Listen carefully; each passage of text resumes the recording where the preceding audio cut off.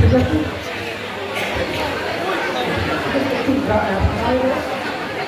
তিনটে লাইন করে দাও, ওরা পিছিয়ে চলে যাবে, তিনটে লাইন করবে, তিনটে লাইন করবে, মাঝখানে একটা লাইন করো, মাঝখানে একটা লাইন করবে, করে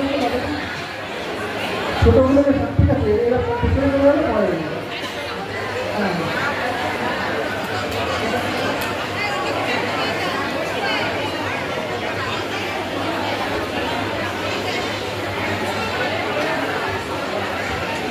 বি গ্রুপ যারা যারা আছে তাদের কনসোলেশন প্রাইজ দেওয়া হচ্ছে, সকলেই মঞ্চে চলে আসবে।